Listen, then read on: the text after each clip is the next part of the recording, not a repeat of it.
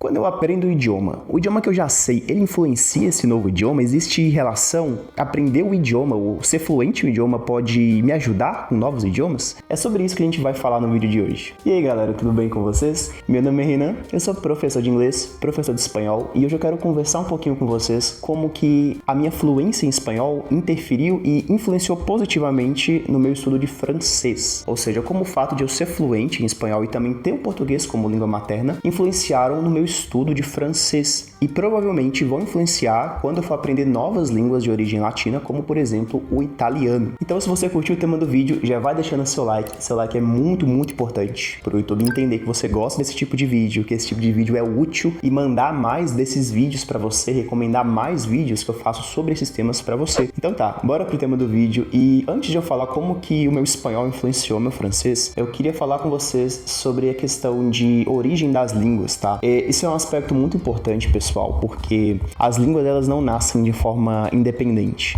Assim como existe a evolução das espécies e a gente evolui de um ancestral em comum, as línguas também passam pelo mesmo processo. Os idiomas que a gente tem atualmente, eles vêm de um mesmo ancestral comum. Esse ancestral ele vai evoluindo, ele vai se modificando, ou seja, ele passa por diferentes regiões e ele vai se adaptando a novas culturas. Eu vou trazer aqui como exemplo o português, o espanhol, o francês e o italiano. O que essas quatro línguas têm em comum? Elas são todas línguas descendentes de um mesmo ancestral, que é o latim. O latim, que é essa língua que provavelmente você já deve ter ouvido falar, nasceu ali na Península Itálica e foi falada por muitos anos durante o Império Romano, foi inclusive uma das línguas mais difundidas por conta das conquistas do Império Romano por outros territórios. E com o passar dos anos, naquela época que era falado pelo povão mesmo, era o latim vulgar, que aqui é uma subdivisão do latim, uma subdivisão um pouco mais popular do latim, Existia o latim eclesiástico, que era falado pelo clero, e também o latim vulgar, que era falado pelas pessoas no dia a dia. E esse latim, ele foi se modificando até surgir novos troncos linguísticos. Surgiu as línguas itálicas, o italiano e também outras línguas que são faladas lá na Península Itálica, como o siciliano. Ele gerou também o francês, que teve influência de outras línguas, como por exemplo também das línguas germânicas.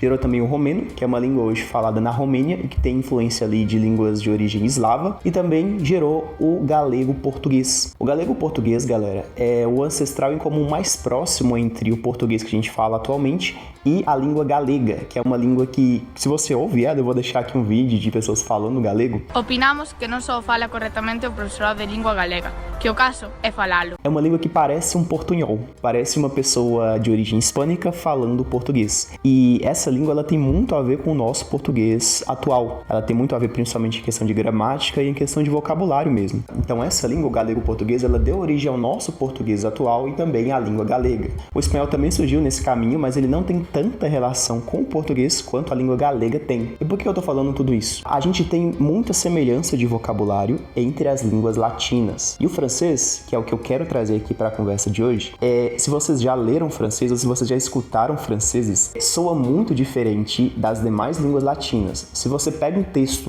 com as principais línguas latinas, e aqui eu vou colocar também algumas ramificações dentro do espanhol, como por exemplo o catalão e o próprio galego, você vai perceber que é muito simples entender a maioria dos cognatos dessas línguas só lendo, só fazendo aqui associação com o que a gente tem de vocabulário no português. Com o francês isso já não é tão fácil. Isso porque o francês teve muitas invasões, muitas conquistas e, consequentemente, teve influência de outras línguas, como as línguas germânicas e, inclusive, do inglês. Eu vou deixar aqui algumas palavras no francês que têm influência no inglês, mas só para vocês terem uma ideia que o francês ele é um pouco mais desafiador, não só por essa questão histórica e de vocabulário, de diferenças de vocabulário, mas também na questão gramatical, léxica e também na pronúncia. Então, eu quero conversar um pouquinho com vocês aqui como que saber espanhol, além de ter o português como minha língua nativa, me ajudou muito a melhorar o meu francês. E eu espero com esse vídeo também poder te encorajar a fazer o mesmo, a aprender mais de uma língua ao mesmo tempo. Eu super recomendo que você tente aprender mais de uma língua ao mesmo tempo, principalmente se forem línguas da mesma árvore genealógica, se forem línguas, por exemplo, com as mesmas raízes. A gente tem aqui, por exemplo, o francês e o italiano, que são línguas latinas, a gente tem o inglês e o alemão, que são línguas de origem germânica, a gente tem o russo, o ucraniano, o polonês e o servo-croata, croata, que são línguas de origem eslava. A gente tem as línguas tupi, aqui da América do Sul. A gente tem línguas bantu na África. E a gente tem várias outras famílias linguísticas, tá? E eu espero com esse vídeo te encorajar a aprender mais idiomas, porque quanto mais idiomas você aprende, mais fica fácil fazer as associações entre novos idiomas. Eu falei muito a palavra idiomas agora. Então, a primeira coisa que me ajudou muito no francês, que eu tinha no espanhol, é a questão dos cognatos. Sendo as duas línguas latinas, né, e o português também uma língua latina, nós temos muitos cognatos verdadeiros entre o francês e essas outras duas línguas. Eu vou focar aqui mais no espanhol, porque é uma outra língua que eu tive que aprender do zero. E um grupo de palavras que vai te ajudar muito no francês, se você já tiver no espanhol, são as palavras que terminam com os sufixos on, com as terminações on. Por exemplo, camion, que em francês é camion também. Outro exemplo é ration, que em francês vai ser ration. Outros cognatos aqui interessantes de trazer é passion, do espanhol, para passion, do francês. E também a gente tem aqui leçon, do espanhol, que em francês seria leçon. E tem vários outros cognatos, tá, que terminam em on, do espanhol para o francês, que são cognatos verdadeiros, e com certeza ajuda você saber essa terminação e você adaptar essa terminação para prever novas palavras do francês. No português a gente tem a terminação on, que também dá para identificar, mas do espanhol para o francês tem que ser um pouco mais simplificado. Outro sufixo interessante que a gente tem, que dá para passar, né, do espanhol para o francês com certa facilidade, é o sufixo dad, que a gente tem aqui também no português como dade, que no francês o sufixo que eles vão usar vai ser t. Então se eu tenho aqui universidade, no francês vai ser université. Se eu tenho igualdade, eu vou ter igualité. Se eu tenho liberdade, eu vou ter liberté. Então, a gente tem aqui mais uma similaridade e também uma similaridade que parte do português e que, consequentemente, vai ajudar no nosso francês. Lembrando que nem todas as palavras aqui que vão terminar com esse sufixo vão ser exatamente da mesma forma em francês. A gente tem aqui as palavras cidade e ciudad, que significam cidade, que no francês a gente tem a palavra ville, que seria aqui um falso cognato. Então é importante a gente ter isso em mente. Os falsos cognatos, eles existem e eles vão influenciar também no nosso francês. E é sobre eles que eu quero falar agora. Falsos cognatos, que são aquelas palavras que parecer, né, do francês, do espanhol para o francês, só que elas têm significados completamente diferentes. Então, o espanhol pode muito bem ajudar o seu francês, mas ele também pode atrapalhar, dependendo de como você interpreta aqui esses cognatos. Um deles, um clássico aqui, é o famoso embarazada, que significa que a mulher está grávida. Ella está embarazada. Ela está grávida. A gente tem a palavra embarrassée em francês, que significa envergonhada. Então é mais parecido com o português e até com o inglês, embarrassed. Só que no espanhol a gente tem um significado completamente diferente. Se eu quero dizer que uma mulher está grávida em francês, eu vou dizer enceinte. Elle est enceinte. Outro falso cognato legal aqui entre o espanhol e o francês são as palavras assistir e assister. Assistir em espanhol é o mesmo que em português, é ver alguma coisa. Então, eu vou assistir a um partido de futebol. Já assistir em francês tem muito mais a ver com comparecer a algum lugar. Como, por exemplo, aqui a frase assister à un concert, que seria aqui comparecer a um show, por exemplo. Se eu quero dizer que eu estou assistindo no sentido de presenciar, ver alguma coisa com os meus olhos, no francês eu vou dizer regarder. Então, assister, comparecer, e regarder, ver, presenciar. São conceitos parecidos, mas tem uma diferença sutil aí de significado. Nós temos também aqui o falso cognato largo e large, que largo em espanhol seria algo longo, enquanto que para eu dizer que algo é longo em francês eu tenho que dizer long, igual no português. A palavra large em francês ela tem um significado um pouco diferente. Large em francês vai ser largo no sentido de amplo. Então nesse ponto o francês parece mais com o português, ele segue aqui as terminologias do português e o espanhol ele destoa um pouco. Ele tem essa diferença. Se eu quero dizer que algo é largo em espanhol, eu digo que algo es ancho. Então, se eu falo que algo é longo no sentido de comprimento, em espanhol eu vou dizer es largo. Em português e em francês eu vou dizer c'est long.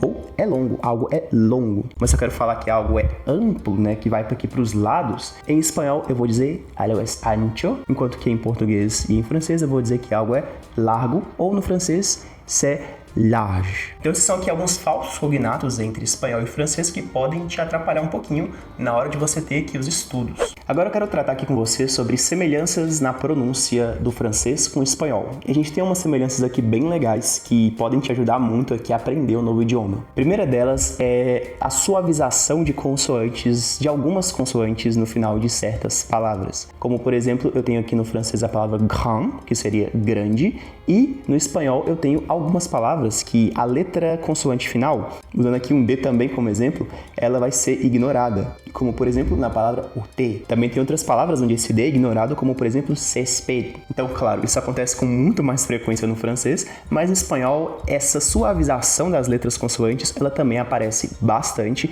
e é interessante você ficar ligado nisso quando passar do espanhol para o francês. Uma outra característica bem parecida entre o espanhol e o francês são as vogais muito abertas, muito claras. Então, em espanhol tem palavras como papá, mamá, que tem vogais muito abertas, muito claras, muito facilmente reconhecíveis. Isso também acontece no idioma francês e é algo que pode sim facilitar o seu aprendizado, o seu entendimento do francês. Lembrando, galera, que o francês tem muitas variações de vogais. Então a gente tem, por exemplo, aqui essa combinação de som, e a gente vai dizer algo como a gente tem palavras como se, que significa irmã, e cœur, que significa coração, que levam esse som, e é um som novo, um som que você vai ter que aprender. E além desse, o francês tem vários outros sons que podem confundir e que vai ser muito importante você treinar desde já como dizer esses sons no idioma. E se você se sente um pouco confuso com essa grande quantidade de vogais no francês, né, esses sons que parece que só existem no francês e não fazem o menor sentido pra gente, eu quero te convidar a conhecer o curso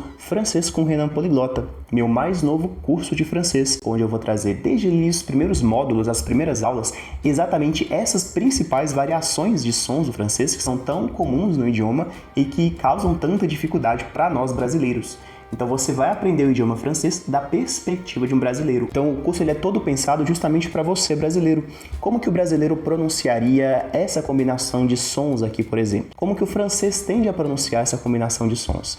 Então, no curso você vai ver tanto essa questão de pronúncia, quanto a questão de gramática, estilística, comunicação real do dia a dia, análise de conversas, análise de mídias em francês, enfim. É um curso extremamente completo e vou deixar aqui para você, caso você tenha interesse, aqui na descrição do vídeo. E só trazendo aqui uma última curiosidade, uma última semelhança aqui entre os sons do espanhol para os sons do francês é a questão da nasalidade. Existem algumas combinações de fonemas do espanhol que são absurdamente nasais e que também são muito nasais no francês. Como, por exemplo, aqui as sílabas que tem a letra N, que é essa letrinha aqui, N. Então, se eu tenho a palavra mañana, mañana, eu vou ter aqui várias outras palavras também com essa nasalidade em francês, como, por exemplo, demain, demain, demain. Ou também a palavra bon, bom em francês, que leva aqui esse som um pouco mais nasal. Essa nasalidade ela é muito claramente reconhecível no espanhol, né, por esse som de ñ, mas ela também é muito presente no francês e é um som que você precisa ficar acostumado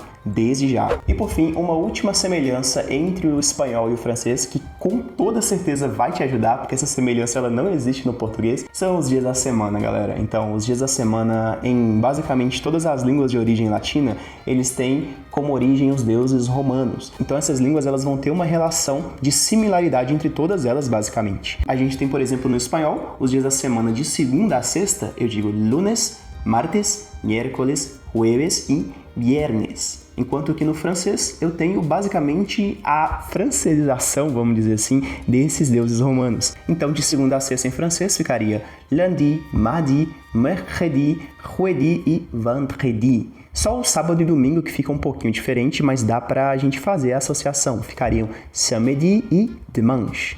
Mas ainda assim a gente consegue traçar esse paralelo entre espanhol pro francês e o italiano também, tá? Os deuses romanos, eles também vão aparecer aqui nos dias da semana no italiano, tá? A gente pode deixar isso para um próximo vídeo, mas uma das coisas que mais geram confusão para quem tá aprendendo tanto espanhol quanto francês são os dias da semana, porque no português destoa muito. A gente usa feira e basicamente a gente vai numerando segunda, terça, quarta, e eu fico imaginando para os nativos de francês e de espanhol que precisam aprender os dias da semana em português. Para eles deve ser um inferno. Mas então é isso, galera. Esse foi o vídeo de hoje. Se você chegou até aqui, eu vou deixar como recomendação um vídeo que eu mostro para você alguns motivos pelos quais você deveria aprender o idioma francês nesse ano de 2025. Então, acabou esse vídeo, corre lá para você conferir. Eu vou ficando por aqui e eu vejo você no próximo vídeo.